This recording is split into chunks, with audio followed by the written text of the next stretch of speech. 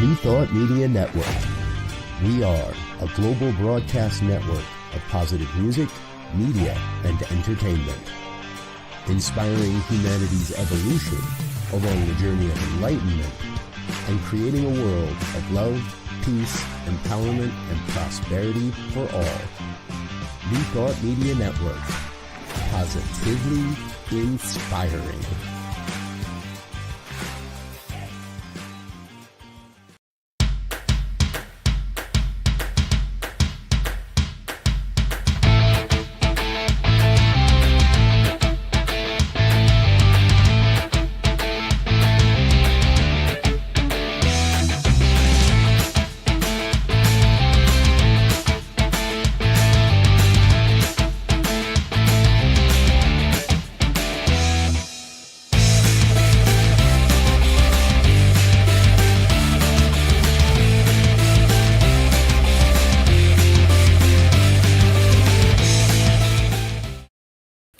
Hello, welcome to Rockin The Love. I am Robin Rice Olmsted. And I'm Gil, and I'm happy to be here with you today. We are doing our thing we do on every Wednesday, talking a little bit about relationship, the joy of relationship, and that's why we call it Rockin The Love. So, thanks for joining us. I was thinking about what you said. We call it Rockin The Love. Why? Because we talk about the joy of relationship. And that's all relationships, not just romantic relationships. Well, yes. If you limited it to romantic, people would argue with you that it's not joy all the time. We can't do that. It's got to have the reality check that there's joy everywhere, somewhere, somehow. Are you saying there's not joy in our relationship all the time? I'm saying it doesn't always feel like it. Nice say. All right. Enough of our marriage. Welcome to the show. Today we're going to be talking about the quantum field of relationship. The quantum field of relationship. It feels like people throw that word around a lot, quantum. I mean, I don't even know that I really knew exactly what it meant before this week when people started throwing that word around and I started investigating it a little more. So, I mean, you know, it just seems so mystical and mysterious and like we know, like, but interestingly enough, quantum, what is quantum? It is the study of the smallest particles, the smallest things. The smallest things. And to me, quantum feels like it's big. Mm-hmm. Well, and in fact, that because of the way those small little things interact with one another is part of why it becomes big, because actually it becomes those particles affecting everything.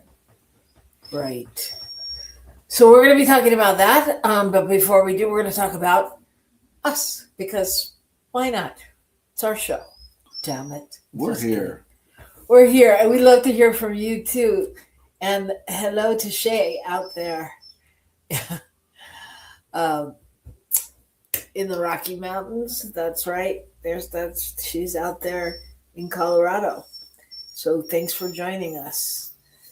And we live by the muddy river. We do. We live by the Rio Grande River. We're in Albuquerque.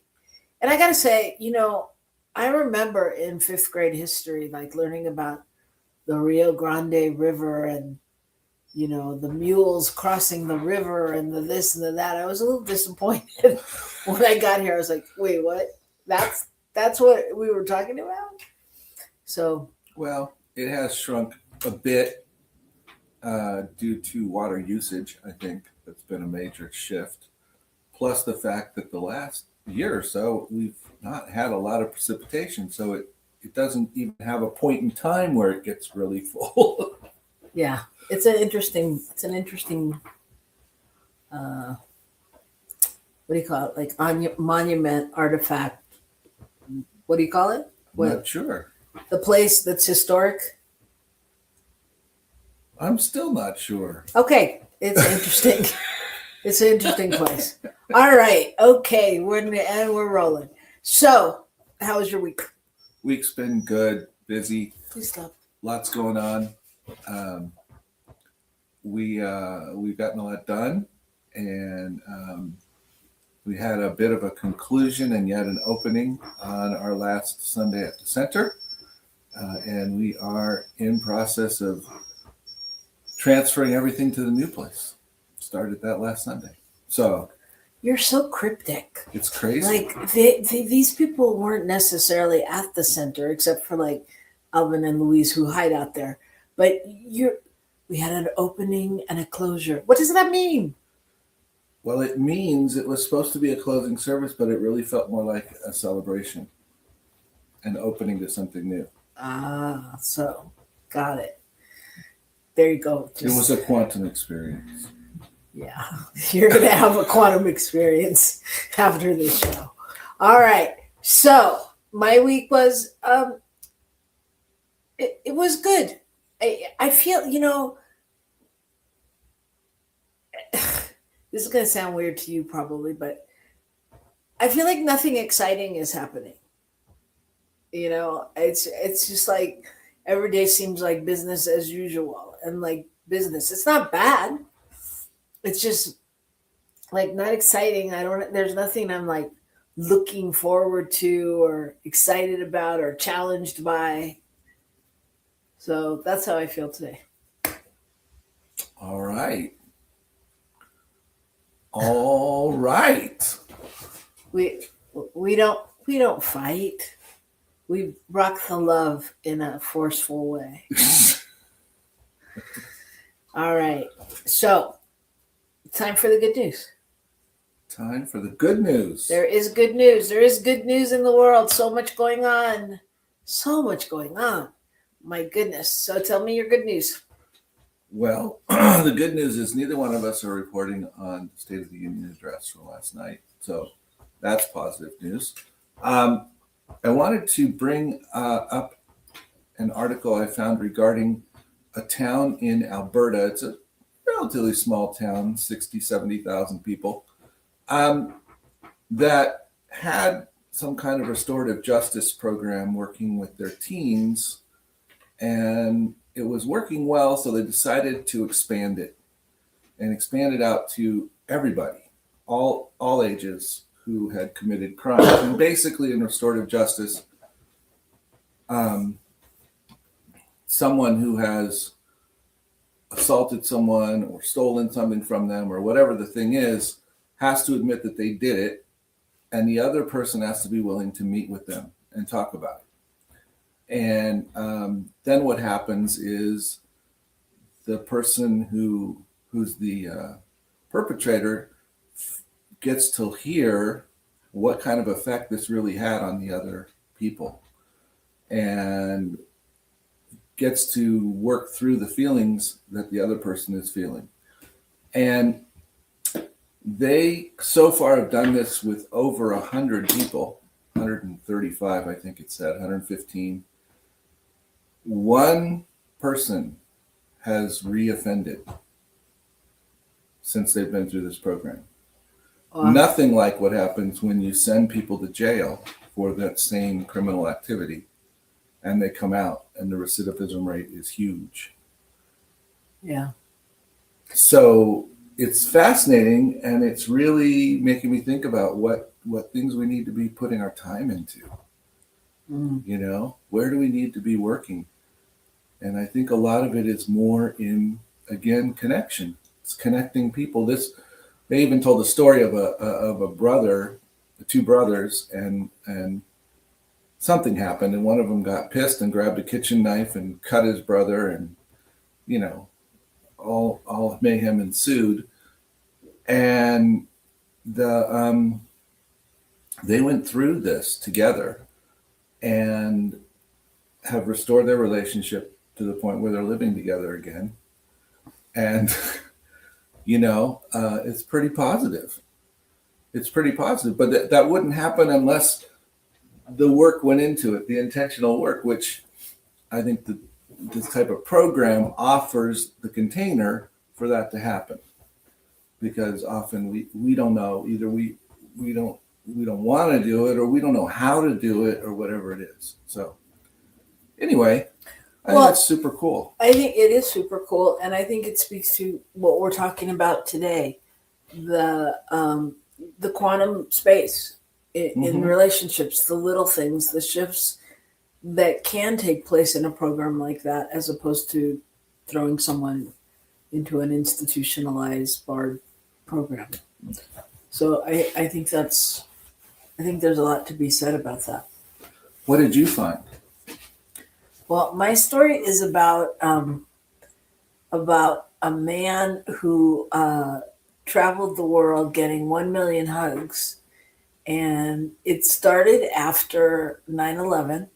He he had a friend that worked on the 99th floor of the World Trade Center, and his name was Kevin, and he watched the tower go down, and he knew that his friend was in there, and Kevin was someone who really made him want to be a better person, and he wanted to do something that really honored him and helped him move past the loss. So he decided 9 months after the towers fell that he would get on his bike, and he honored his life by pedaling to his hometown of Oregon from Philadelphia. So he rode his bike 4,200 miles across the country, and as he did, everywhere he stopped, wanted to talk and connect and feel safe.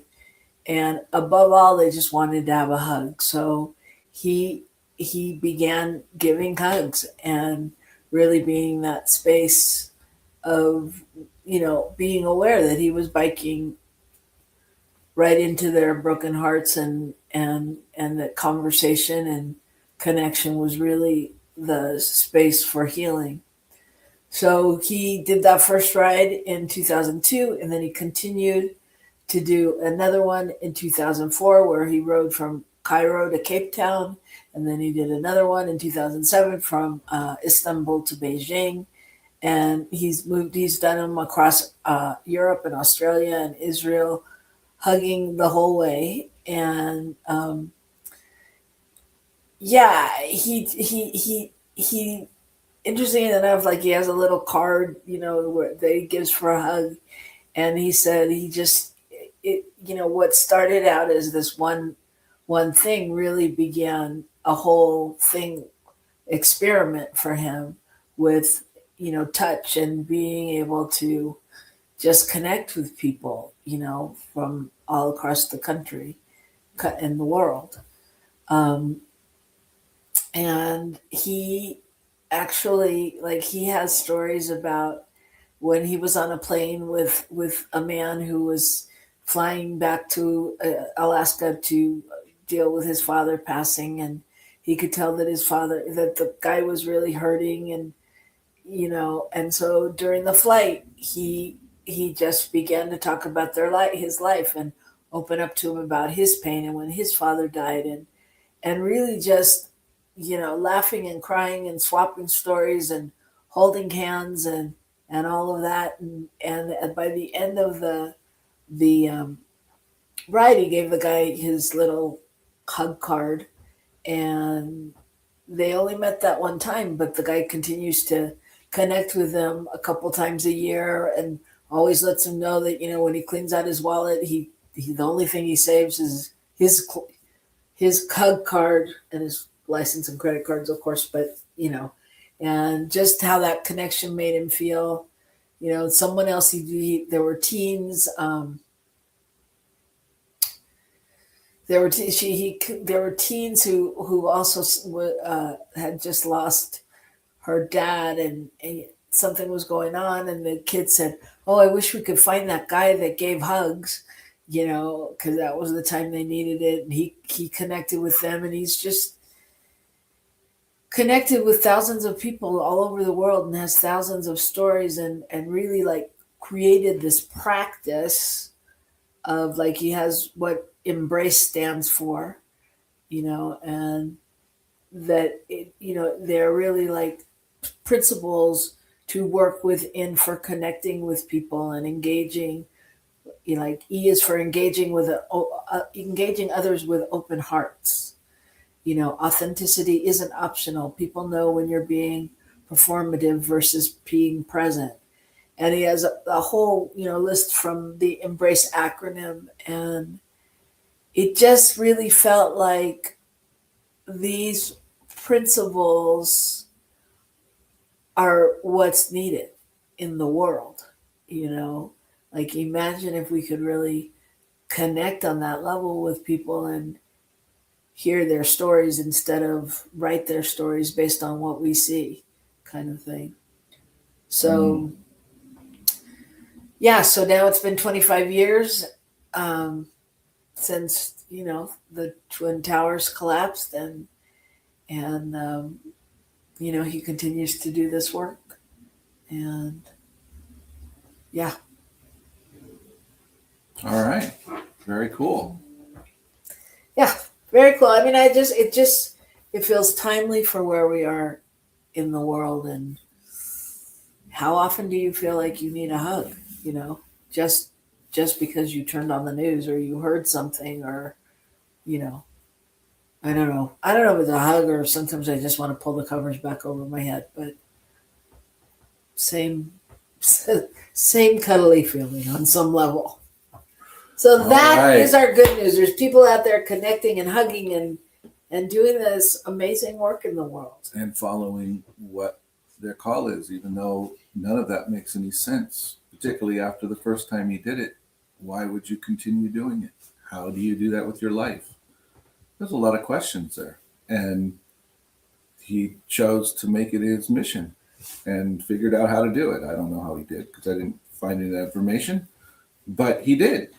So there you go. He did. And you can too. So when we come back, we're going to explore the quantum field of relationships. All kinds of relationships.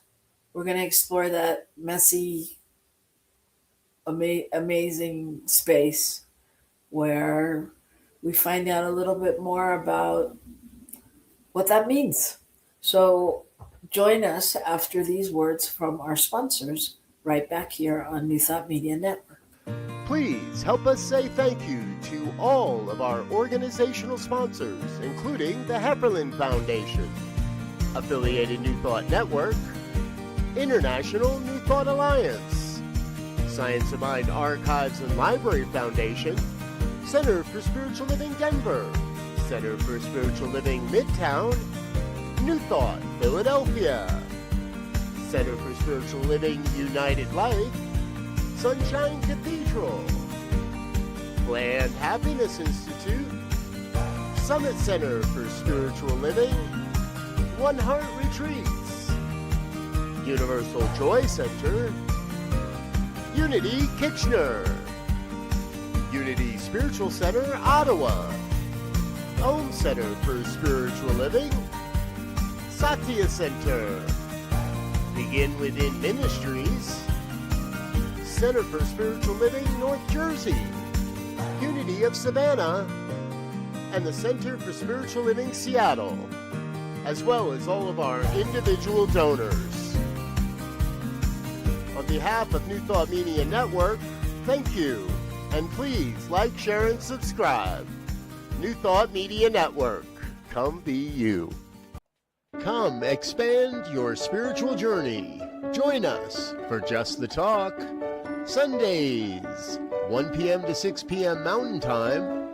Experience Unity Kitchener and Ottawa. Center for Spiritual Living Midtown, Center for Spiritual Living Denver, Unity of Garden Park, New Thought Philadelphia, the Sunshine Cathedral, Unity of Savannah, and the Om Center for Spiritual Living. Come unleash your spiritual potential with New Thought Media Network. New Thought Media Network proudly presents a Science of Mind Saturday Conversations. Learn more about the Science of Mind philosophy, faith, and way of life.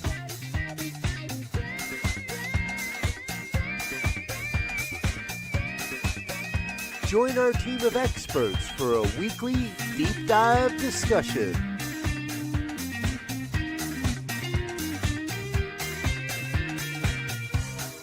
Come study the science of mind, chapter by chapter,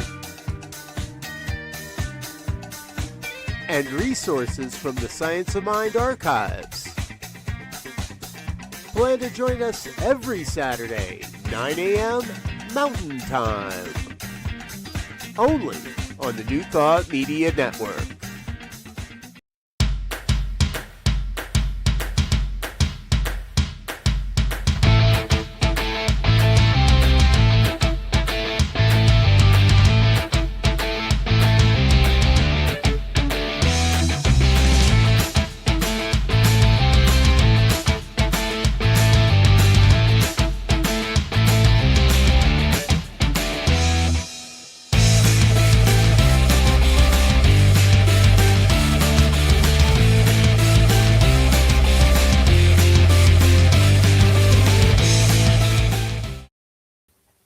Hello, welcome back to Rockin The Love. He's Gil, She's Robin. and together we are your hosts on this auspicious day where we are going to talk about the quantum field of relationship. Why is this such an auspicious day? I don't know. You don't know? It's your birthday eve. It is that. So the quantum field of relationship, what is that? I think that's the space between us. It's the energetic field, the ecosystem that we create. It's the field where emotions move and pattern shifts and connection reorganizes itself long before we ever know or speak a word about it. So how yeah. does that relate to quantum? It's a good question. What, you tell me? Well, it's interesting because there's a whole theory, the quantum field of relationship, that posits the concepts that, similar to particles, people in relationships are profoundly connected. And with that, the interconnectedness through entanglement, emotional, physical, and spiritual states are shared rather than separate. And so the idea is that once the connection is made, then when they go apart, that shared experience still exists, which is quite fascinating. Is it? Is it? Yeah, is it? I mean, like, that feels, to me, that feels like the truth of what happens in life. I mean, otherwise we wouldn't be connected to the news or to when we hear somebody say something or when we feel like something is going on in the ethers. I don't know. So I'm you just attribute asking. that to that kind of thing where there's energy flowing that you are literally aware of, even if you're not consciously aware of it. Yeah. Yeah. It is affecting you. It's having an effect on your life, your process. Yes, that is my theory. Wow.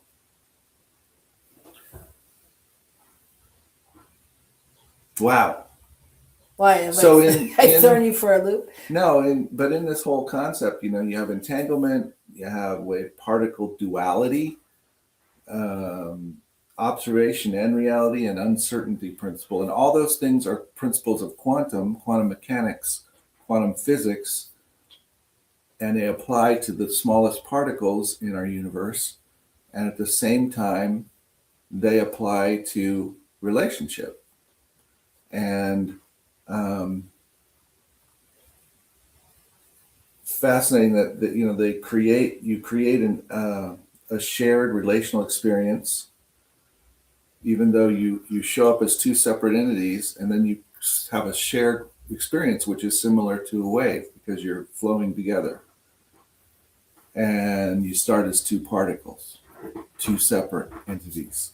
So there's this whole walking through the process piece. And see, this is where we're different, right? Because to me, that's just a lot of words. I mean, it's true, and it's a lot of words that describe life. I mean, like for me, that's what I'm doing. I mean, like in a relationship, it's like if you're having a bad day, I share that bad day, not always by choice. Mm-hmm. Because it's out there, it's in the energetic field, it's all of those things.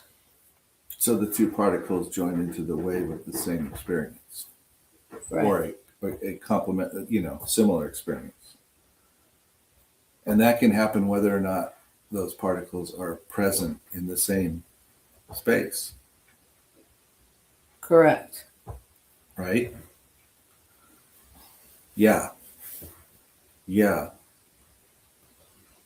And so, interestingly, the idea even of people falling in love is this idea of how once a particle is connected to another particle, then when they separate, they continue to affect each other. And that's when people move into that connection with one another, then they affect each other ongoingly.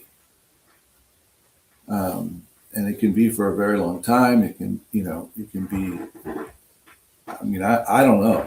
I just find it interesting that there's that comparison. Well, I think this is what happens. So, we're talking about, it sounds like we're hovering on a romantic relationship, but it also takes place in other relationships. It's not, it's Certainly family relationships easily. well, and work relationships. Everywhere, because it's all energy, right? And people feel things, that sometimes other people can't express, and there's the communication that's communicated in the silence. Mm-hmm. So I think in relationships, I think this is why it's so important to keep to keep to keep it a sacred and clear space, a clean space that opens us up to being open. But really, it opens us up to letting go of stuff that could be holding us down, or our own voices, whatever, in our heads, kind of thing. So it's like you got to keep the field clear. Well, what about this? In New Thought, in Science of Mind in particular, we talk about this idea of the overall consciousness and memory of the race or the species of humanity. And so all of the things, all the bad things, the good things, whatever have happened, are all held in this. And the beliefs that people have held become beliefs that are easily not attracted, but adopted, because they're so prevalent in the mix. And I listen to this and it makes total sense, because what happens is the connection, there's always places where we connect with other people. And as those connections happen, we begin to be affected by all kinds of others' experiences, others' decisions, others' beliefs. Is that possible? Yeah, it is possible, but I think that's why it's so important. That's why practice of different techniques and modalities that we talk about become so important, because it's really about keeping the vessel clear, right?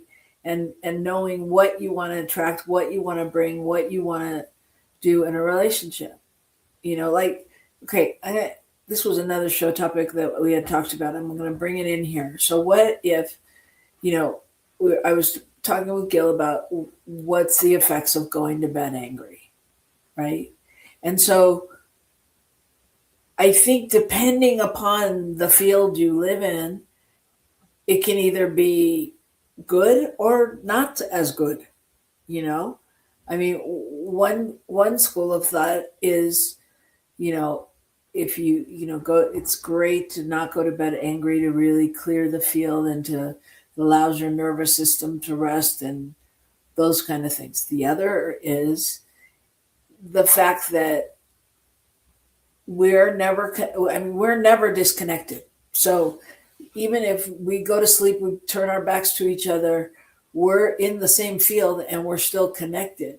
And so if there, you can have that spaciousness to be able to move through your stuff. Perhaps you come back the next day with a different outlook or ready to talk about it. Right. Mm-hmm. So this goes to my point of there's no good and bad, but how do you get to that place where because if for you it's one thing and for me another, then the quantum field is going to be a mess, right? Because I'm not happy and you're happy, or you're not happy and I'm happy, and it's an entanglement of emotions. So for me, I think in order to have healthy quantum movement, I think relationships are all about quantum movements. It's all about those little things. So much of it is about the stuff we don't even talk about or see, but we feel. But you also have to get clear on your connection to whoever it's with and their love language or their desire, and then you have to adjust accordingly. And to me, that's where the kerfuffle happens sometimes. So, but if you go with the quantum concept that the one entity is having, that they're both having the same experience, or they're working through the same experience, then if I'm experiencing a need to be, if I'm experiencing the feeling of wanting to be quiet, at some level you are too. And when you're experiencing the need to jump in and figure it all out, there's some part of me that wants to do that as well. And so we're at odds with ourselves, in essence. Maybe. I don't think that's true for me. I don't think I'm at odds. I don't think I'm at odds. I know. I think deeper than whatever I've talked about or my desire has been, I know within myself what will calm my nervous system down, what will make me relax, what will make it easier for me to let go and have a good night's sleep. So how does that fit in with the quantum concept of a relationship? Because those are the small movements that affect the relationship. Those are the small micro movements that, that can shift the whole thing.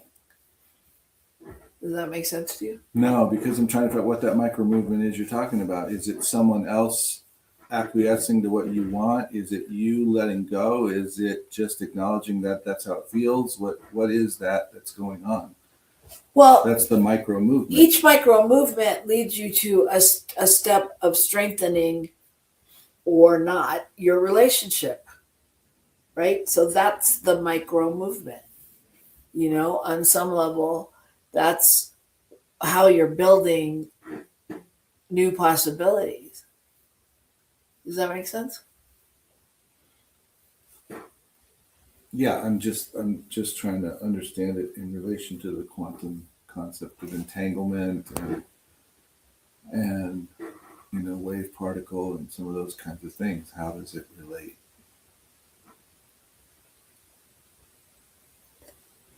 Okay. So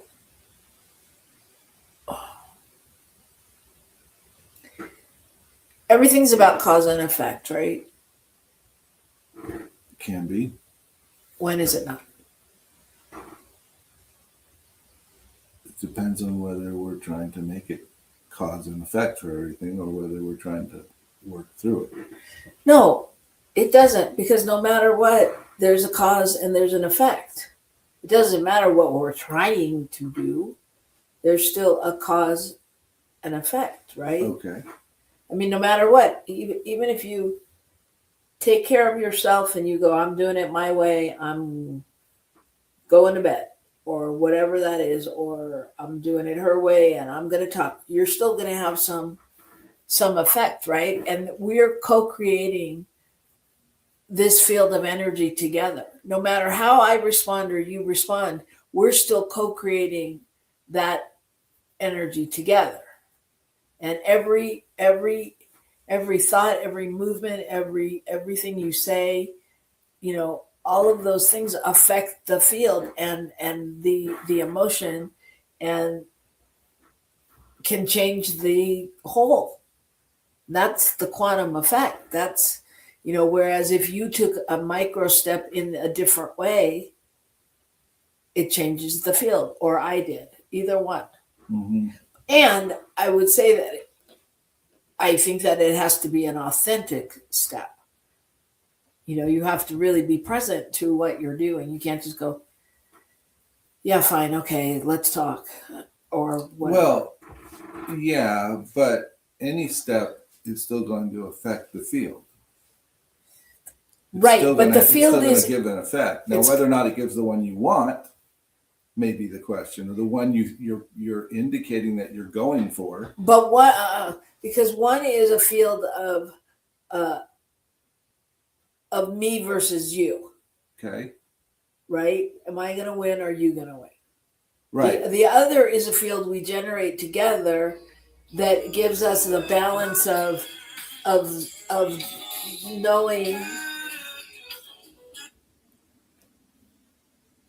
that we're in this together, that we've created a space that's agreeable to you, that's agreeable to me. But what you said was, if somebody comes in and sort of decides to play along with whatever the thing is that they really don't want to do, they don't, it's not their decision, they're playing along, then in fact, that is creating a different outcome, because you can't just pretend to do it and get the outcome that you're looking for. That's what I said. That's exactly what I said. That's not what I heard. Well, that's exactly what I meant. So that's exactly what I think I said.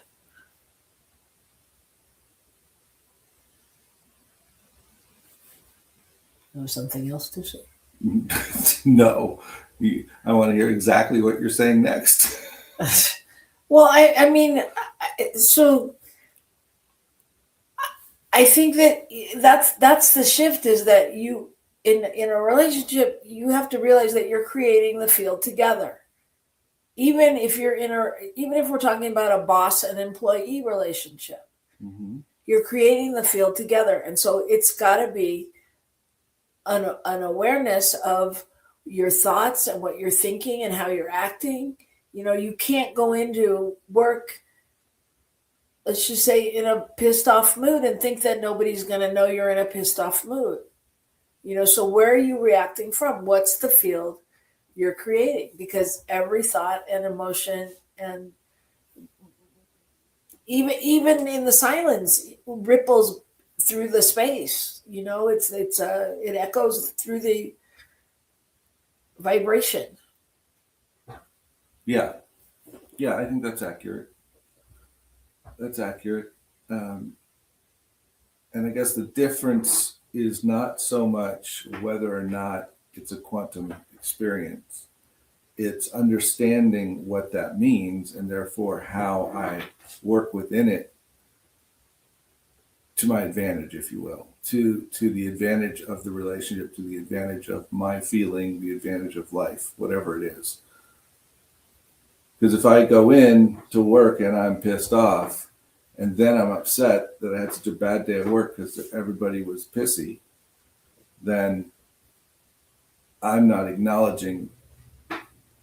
I'm not going to have a way to fix that in my life unless I acknowledge that that's part of the quantum process.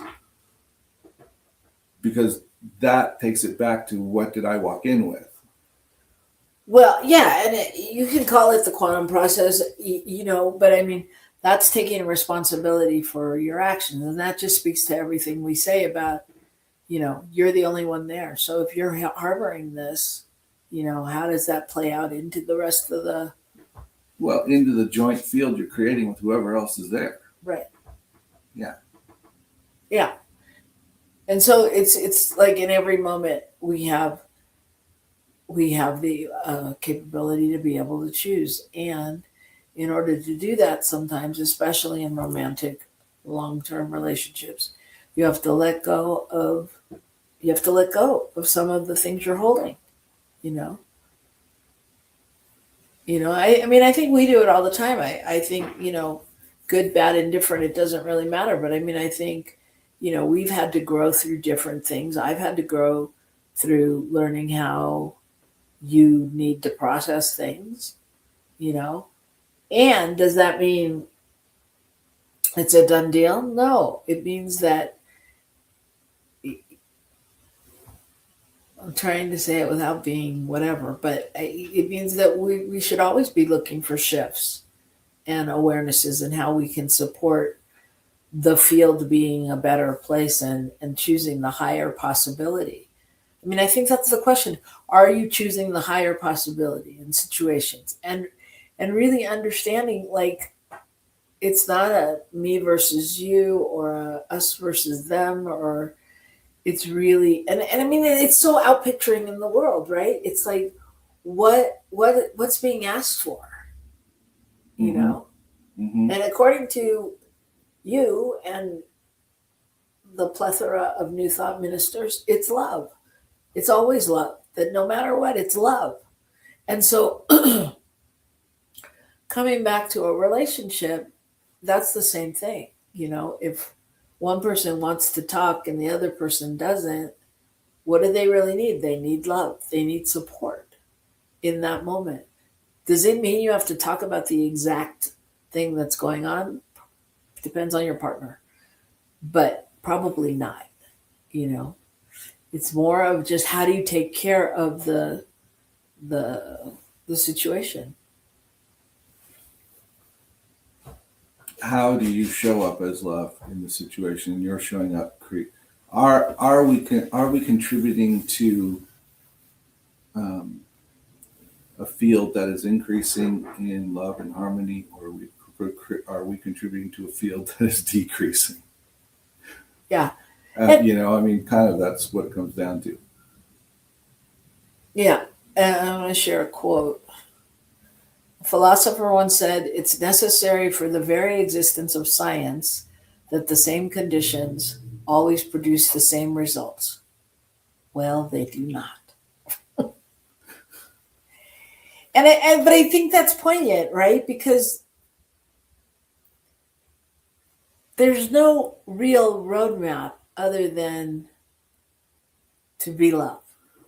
Well, but it doesn't guarantee you a result. Yeah, what that struck me is in quantum physics, finding out that what particles do can depend on who's observing them or how they're being observed, which means you don't get the exact same result. You may, it begs the question, what does it mean? What are the factors of the exact same thing to get the exact same result? Most of us would think somebody standing there with a notebook watching is not part of that equation. Doesn't matter if they're tall, short, or they're there at all. You should get the same result if all the other ingredients are there. But what this is saying, quantum is saying, is that view of science limits the reality. The reality is it's much broader. It includes all of it. Right. So if you're going to set up the same exact situation twice, you've got to take into account all kinds of factors that seem like they're extraneous. Yeah, and still, and all that said, but that's why in relationships you don't get the same result every time, because it's even though it seems like the same situation, it's not. You know what I mean? So you can't always predict how it's going to work. And I think that's what that guy was getting at. Right. You can't. Well, yeah, you can't count on one thing to do the same thing all the time. Is that what you're saying? Yeah, because there's a whole bunch of other pieces to whatever the puzzle is. Right, but what you can count on is you're in the field when it feels a certain way.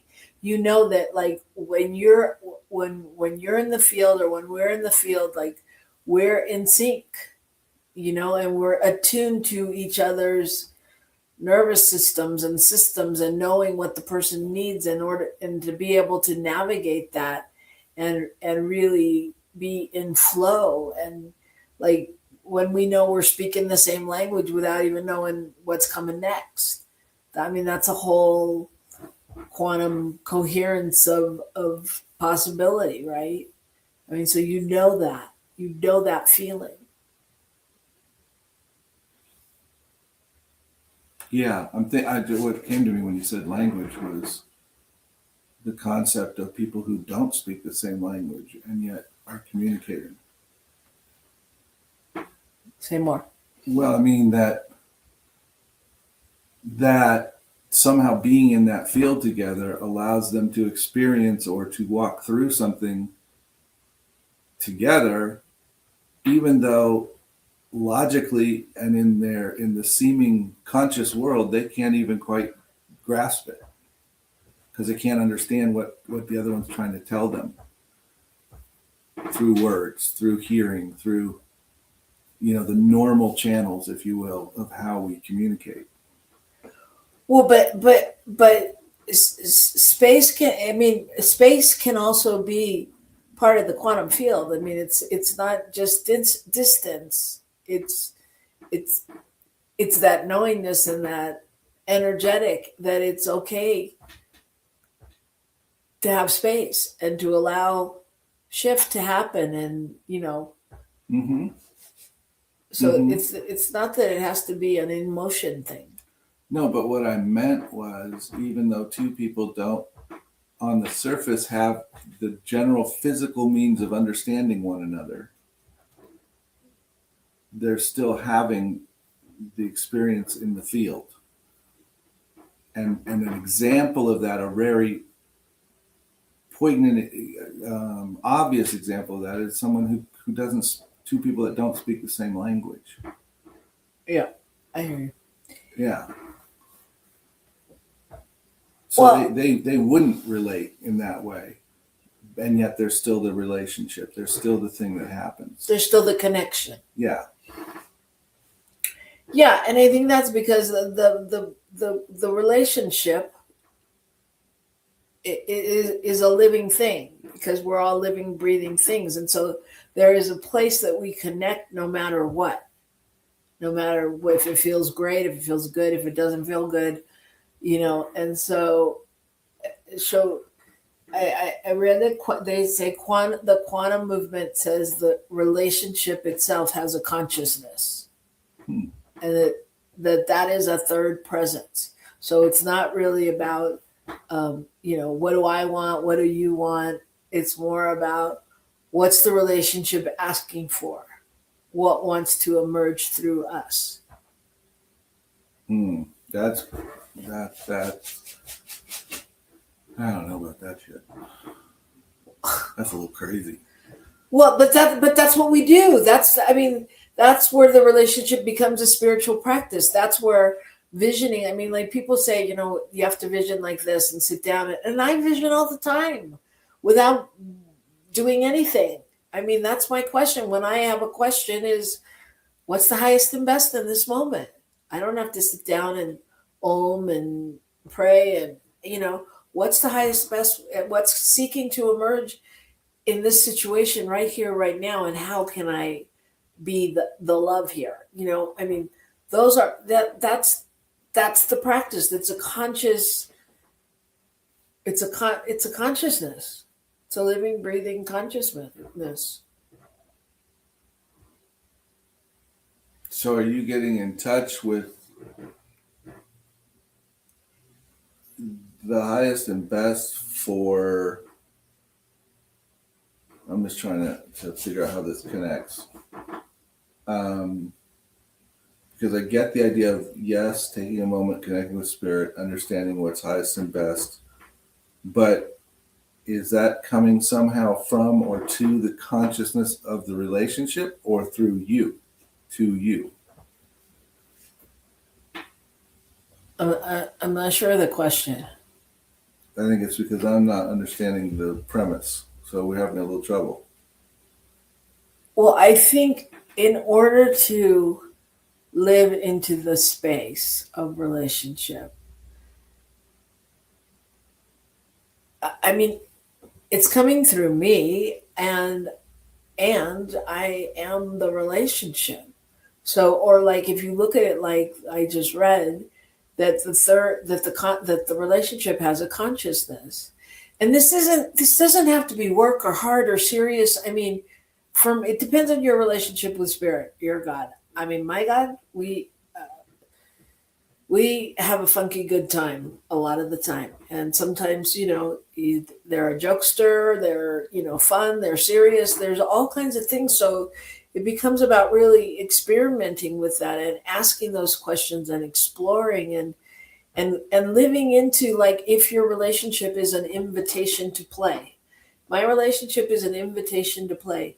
How in that moment do I move beyond or give space for if my partner's not playing, or what does that look like? And how does that happen? Does that make sense? Mm-hmm. Mm-hmm. Okay. Well, if it makes sense, then it kind of makes sense. I don't know. I don't think I could explain it to anyone, but there's something there. Well, thank you. I'm just saying that would have to be with that for a while to try to understand it in a way that I could really say I understood it. Right. And I think that's the challenge for you, because you like to understand it, and yet you're intrigued by the other side. And to me, this is really the portal that we're moving through. It's a playful, it's a space for learning. It's a place, I mean, I gave you the rules when we got married. I told you for me what I needed, and that it was needed to be playful and romantic and this and that forever. And those were my playful, what I needed rules. And I still hold those rules in me. And so on some level, that's where I come from on all of the things. Even when you're in a funk or whatever, it's like, I may not do it right for you, but it's still that spirit emerging through me. Does that make sense? Yeah. Yeah, I think so. All right, I'm going to share this quote. Quantum physics is the physics of possibilities, and not just material possibilities, but also possibilities of meaning, of feeling, and of intuiting. You choose everything you experience from these possibilities. So quantum physics is a way of understanding your life as one long series of choices that are in themselves the ultimate acts of creativity. By Amit Goswami. That clear it up for you anymore? Yeah, I feel like that just really took care of it. I'm there now. All right. So I'll call him it and thank him. you are a piece of work. But anyway, so I think, here's the deal. When you're trying to live in this quantum movement of relationships, it's really, I think there's really an opportunity to be playful, to have fun, to inquire, to really look at your relationship. I mean, like, as if the relationship was speaking to you. What's it telling you? What do you need? What does it need? Mm-hmm. So I don't know. Maybe this episode opened up something for you, a new perspective, a deeper curiosity. a little more compassion. A large crevice of confusion, whatever it is. Whatever it is, that means that the quantum field is doing its work, because that's what we're talking about. So just a space to remember that love isn't just what we say or do. It's the energy that we bring, and it's the space we hold, and it's the field we create. And this is why we tell you every week to rock the love, y'all, because the world needs it. We are creating that field for the planet. So until next time, keep rocking the love. And we know there's a field of quantum magic that's out there grabbing you up and holding you in a big giant hug. So thanks everybody, and we'll see you next week. Rock the love, y'all. Bye now.